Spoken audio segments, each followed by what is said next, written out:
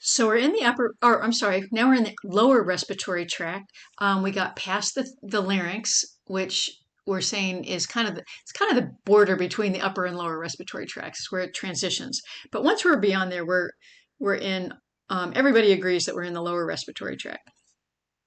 And the first thing you get to is the trachea. And so if you're feeling the front of your neck, you can actually feel, we found out felt where our larynx was. We could make our voice wiggle. And then you go a little bit more inferior and you just feel these rings of cartilage. And you can feel that going down the front of your neck. And so all of that you feel is the trachea, but then it kind of falls behind your sternum, the bone in the front of your chest. And so you can't feel it beyond there. But the trachea continues into your thoracic cavity. And so the trachea is going to be, it's just a passageway for air. So as you inhale, the air is going to move down the trachea. As you exhale, it's going to move up the trachea. And you might know your trachea as your windpipe. And it's kept open by these C-shaped cartilage rings. And the other thing about the trachea, it's lined with mucus, and we're going to actually look at that in relation to the bronchi and the bronchioles. So I'll come back to that.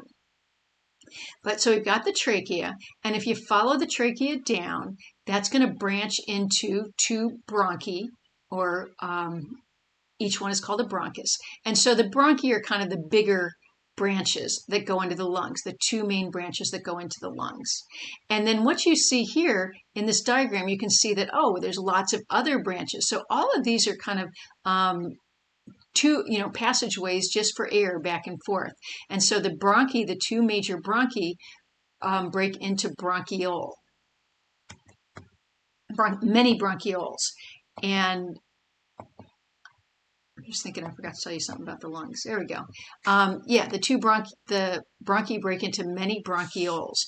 And so I'm going to we're going to look at a little bit of the inside structure of the trachea, the bronchi, and the bronchioles in this next video.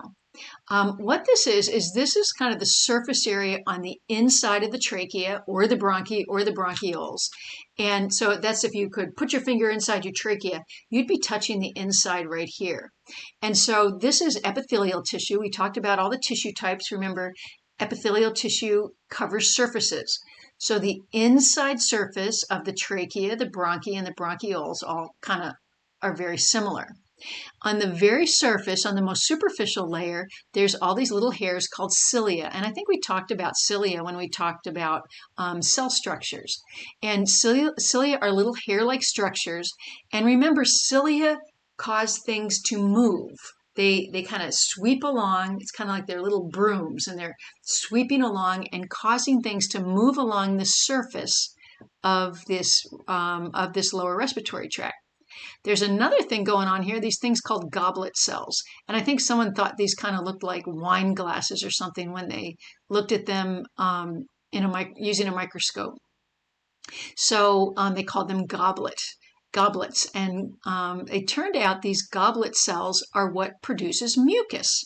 So when you kind of go, you get mucus, you've just gotten the secretions from your goblet cells.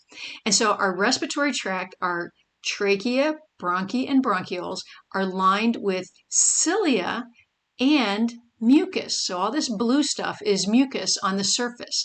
And that is really important, because what happens is when we breathe in air, but we also breathe in dust and bacteria and all sorts of different kinds of particles. And so what happens is those particles will get stuck on the surface of our trachea or our bronchi, or if it even gets down to our bronchioles. And those cilia, so the mucus is going to trap particles, and then the cilia are going to sweep, they're going to do their movements and sweep up towards our head more superiorly. And so they're showing you here this particle got stuck on this mucus, and then the cilia kind of pushed the particle and the mucus up.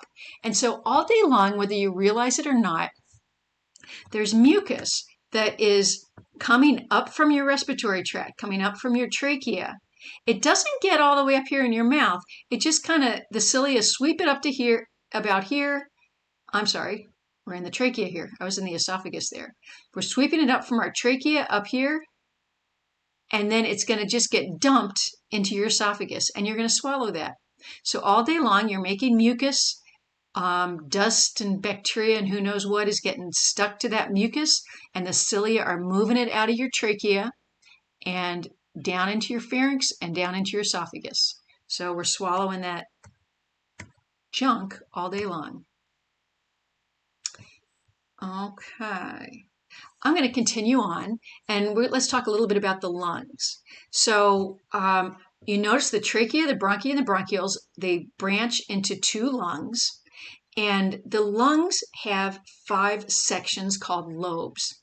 And so this is this person's right side. This is this person's left side. So we're looking at a person. Here's their right, here's their left. And so you can see here the right lung actually has 3 sections or 3 lobes.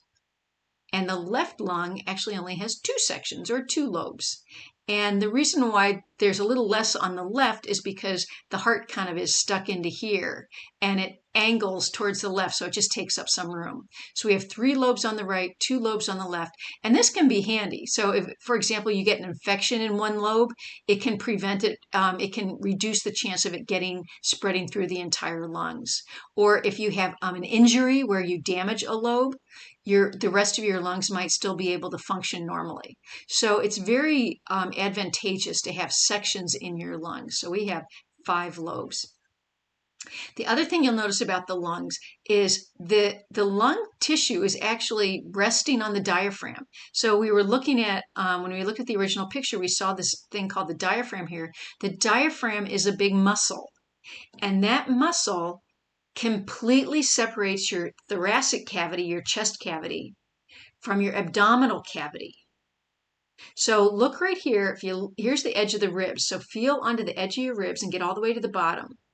And then cut across your body to the other edge of your ribs. And that's where your diaphragm is, your muscle, your most important muscle for breathing.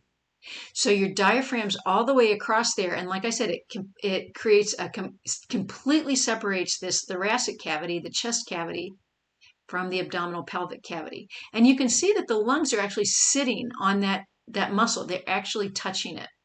The other thing that the lungs are touching are the inside of the ribs. So your lungs are really plastered against on the bottom by that diaphragm, and on the sides by your ribs. They're touching the inside of your body. And that's really important because, as it turns out, there's a little bit of fluid. It's called serous fluid that actually sticks between your lungs and your ribs. So there's this little bit of fluid between your lungs and your ribs, and between your lungs and your diaphragm. And what that does is that helps stick your lungs to the inside of your thoracic cavity. Otherwise, your lungs would collapse. They'd be in one blob. Okay? So it's really important that our lungs stick to the inside of our ribs and to our diaphragm using this fluid that we call serous fluid. And that will prevent the lungs from just falling into just a blob. And it's absolutely essential for breathing, which you will see. So when we look at the lungs themselves, like right here, they look like this massive tissue. And if you looked at lungs, from a dissected animal, it just looks like kind of red meat. But when you actually look at it microscopically, here's one of those bronchioles. Every bronchiole eventually ends in these tiny air sacs called alveoli. So the lungs aren't a big mass of meat. They're actually made of millions of these microscopic air sacs. So kind of like a sponge with tiny, tiny, tiny little holes, millions of them. So every bronchiole ends in these air sacs called alveoli. Alveoli are tiny sacs clustered at the end of each bronchiole. It says the walls of each alveolus are composed of only one epithelial cell layer. Remember when we talked about epithelium and we said some epithelial cells are only single layers. We have simple squamous epithelium, really flat, thin cells. Well, this right here, this wall of this alveolus is only 1 cell thick. It's very, very thin. That's a big deal because look what's around the alveolus, the blood vessels. Remember talking about the flow of the heart, flow of the blood from the heart. The blood leaves the heart, goes to the pulmonary artery, goes to the lungs, and then it picks up oxygen. This is where the blood's picking up oxygen. The oxygen inside the alveolus, inside the lungs, is going to diffuse through that 1 cell layer and into the capillaries surrounding the alveoli. So we need really thin tissue for oxygen to be able to diffuse into blood and for carbon dioxide to diffuse from blood into the lungs. So this is where you're seeing the main function of the lungs illustrated, that gas exchange between the blood and the lungs. I put a picture of a tennis court here because apparently if you took your alveoli, like you take this one person, and if you were to open all these little air sacs in their lungs, I guess somebody figured this out mathematically. They didn't have anything else to do. They figured the lungs of a person have as much surface area as an entire tennis court. Inside of the chest of this person, they have enough surface area. See all the surface area we have here with all these blood vessels covering? It's the surface area of a tennis court. So the idea is the lungs, the surface area of the lungs is really, really important in order to get to have adequate space to get oxygen from the lungs to the blood and get carbon dioxide from the blood back into the lungs. And now carbon dioxide will leave and oxygen will come back. Exhalation, inhalation. Okay, so the alveoli provide the lungs with a lot of surface area for exchange of gases. One last thing I wanted to mention about alveoli. They actually have a fluid inside them, or fluid lining them. Now, I already mentioned one fluid before. We go back here.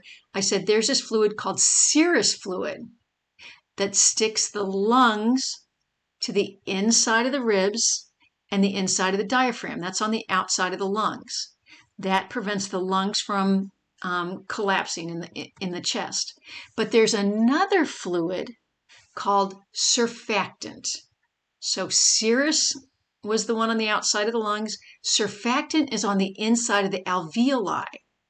Now, surfactant is kind of oily. It's a lipid. And what surfactant does is it prevents the alveoli from collapsing. Now, remember we said these are really, really fine, delicate structures.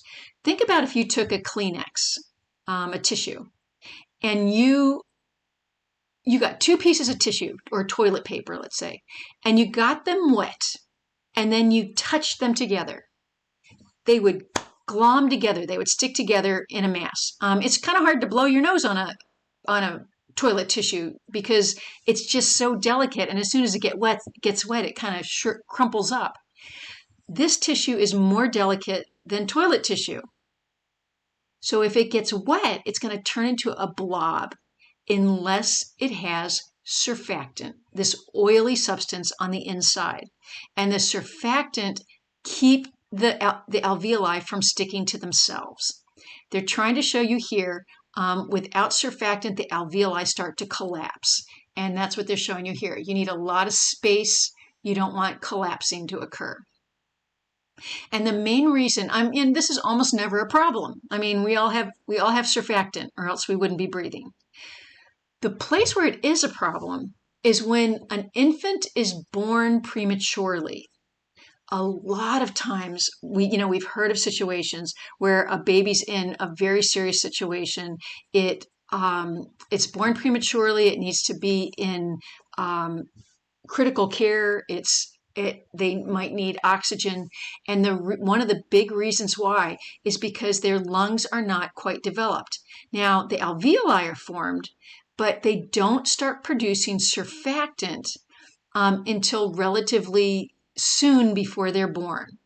So babies can be born prematurely that they don't have very much surfactant and their alveoli are collapsing.